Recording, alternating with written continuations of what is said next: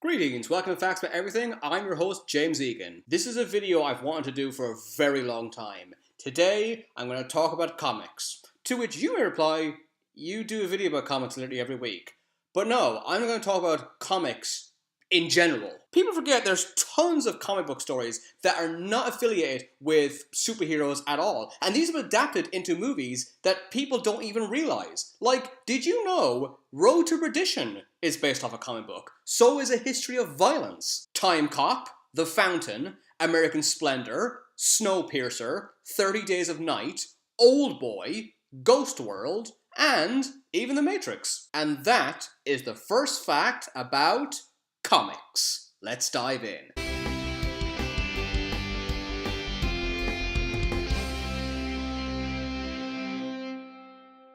Comic books were invented by the ancient Mayans nearly 2,700 years ago. Soren Wichmann discovered Mayan comic strips that date back to 650 BC. The drawings used a lot of motifs that are used today. Dialogue was contained in speech bubbles, smelly things had stink lines, quick motion was represented with 2 or 3 lines, and so forth. Most of the comics involved a trickster rabbit, which Soren called the Mayan Bugs Bunny. He even had a catchphrase, which was, "Smell your sweat." That's not as catchy as What's Up, Doc. Teens in Bulgaria vandalized Soviet-era statues to look like superheroes like Wonder Woman, Captain America, and Superman. When a character curses, their swear words are usually substituted with other symbols, like this. This practice is known as Grolix. Friedrich Nietzsche, who coined the phrase, "What doesn't kill you makes you stronger," wrote, "Thus spoke Zarathustra." In this book, he uses a lion to symbolize rebellion against traditional knowledge to form a new morality. He called people who think this way Übermensch, which translates into overmen, but was more commonly referred to as supermen. Struggling writers Jerry Siegel and Joe Shuster loved this name and used it for their superhero in Action Comics #1 in 1938. So all comics exist because of a lion? Every superhero has many supervillains. Comic fans call these villains a rogues gallery. So Spider-Man's rogue gallery is Green Goblin, Venom, Doc Ock, Electro, Lizard. Batman's rogue gallery is Joker, Scarecrow, Mr. Freeze, Mad Hatter, Hush, Red Hood, and so forth. Superman's rogue gallery is Lex Luthor, Zod, Brainiac, Doomsday. The first Asian superhero was Green Turtle. He debuted in Blazing Comics #1 in 1941. Madame Fatal was the first cross-dressing superhero. He was a man who dressed as an elderly woman so criminals would underestimate him. Seraph was the first Jewish superhero. He fought criminals on a pogo stick and used a pea shooter as his main weapon. The Jewish population were not impressed. The actor Tyrese Gibson made his own comic book series called Mayhem. It was like The Punisher, except rubbish. The biggest awards in the comic book industry are the Eisners. They are awards for Best Writer, Best Artist, Best Penciler, Inker, New Series, Continuing Series, Coloring, Lettering, Cover, and so forth. Prominent winners in the past include Neil Gaiman for Sandman, and Alan Moore for Watchmen, From Hell, The League of Extraordinary Gentlemen, and Batman, The Killing Joke. When DC Comics was formed in the 1930s, it was known as the Golden Age of comic books. It refers to the late 1930s to the 1950s. This was the dawn of the first superheroes like Superman, Batman, The Flash, Wonder Woman, and Captain Marvel. The late 1950s and early 1960s is the beginning of the Silver Age of comics. Comics were in a slump ever since World War II. After the second Flash, Barry Allen, debuted in 1956, comics had a surge of popularity. Comic sales boosted again in 1961 when Marvel Comics launched. This company debuted the Fantastic Four, the X-Men, the Avengers, Spider-Man, and many more. The characters were incredibly popular as readers could relate to them more than an alien like Superman or an Amazon like Wonder Woman. This created a feud between Marvel and DC, a feud that continues to this day. The Bronze Age of comic books is said to have begun in 1970. In this period, superheroes focus on darker issues like urban poverty, racism, addiction, mental illness, drugs, environmental pollution, alcoholism, and so forth. The Dark Age of comics began in 1985. This period shows comic book characters having psychological issues and were seen as complex rather than goofy. The two most definitive comic book series that kickstarted this era was Watchmen and The Dark Knight Returns. Both series were published in exactly the same year, 1986. Michael Rohrer was clearing out his deceased great-aunt's closet when he found 200 old comics. He mentioned this to his friend and asked if they'd be worth any money. His friend jokingly said it'd be amazing if the collection included Action Comics #1, which debuted Superman, or Detective Comics #27, which debuted Batman. When Rohrer went home to check the collection, he learned that he had both of these comics. He also had Marvel's first comic ever, Marvel Comics #1. In 2012, Rohrer sold the collection at an auction for $3.4 million. There's a preschool in Philadelphia where it is forbidden to pretend to be superheroes. The school believes that superheroes is damaging the children's education. There's another school that bans any superhero imagery. One girl in the school was sent home because she had a Wonder Woman lunchbox and the teachers believed the character appeared too violent. Renowned film director Federico Fellini was always vocal about his love for comics. This was the 1960s when very few adults would admit they read comics. By the way, last week I got back from Comic-Con, so let's look at that. Although Comic-Cons are incredibly popular now, that wasn't always the case. When it was created in 1964, it took place in a hotel basement and only housed 300 people. Although there are multiple Comic-Cons in the world, the main one is located in San Diego. Since 2005, every San Diego Comic-Con has housed over 100,000 people. San Diego's Comic-Con has generated between $135 to $193 million in the last few years. Not only does this create thousands of jobs, but it gives the money directly to the city in the form of tax revenue. In the 1970s, the creators of Comic-Con nearly went bankrupt after their money was stolen. Comic book fans raised a huge fund for the convention to make sure it was put back on its feet. If it wasn't for the loyalty of the fans, Comic-Con may not exist today. Comic-Cons are well known for having panel shows where movie stars perform a Q&A with fans and promote their upcoming films. This wasn't a big aspect of Comic-Con until the success of the films X-Men and Spider-Man. The very first customer to ever enter Comic-Con was Game of Thrones writer George R.R. Martin. I did a video about George R.R. Martin. I'll leave a link at the end of this video if you want to check it out. Rotten Tomatoes is a website that critiques every film. Of all the comic book movies that have come out over the years, which of them do you think has the highest rating? Superman? The Avengers? It has to be The Dark Knight, right? No.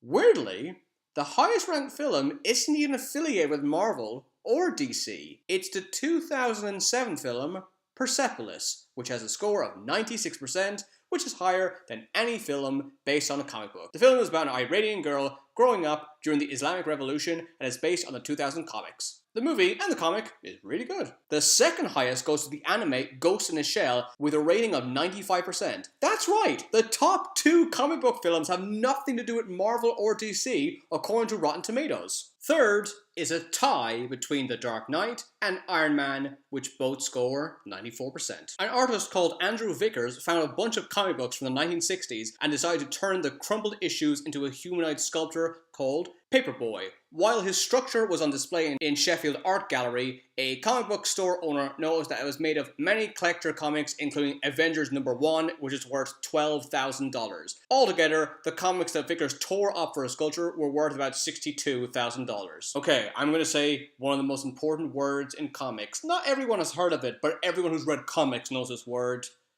Canon.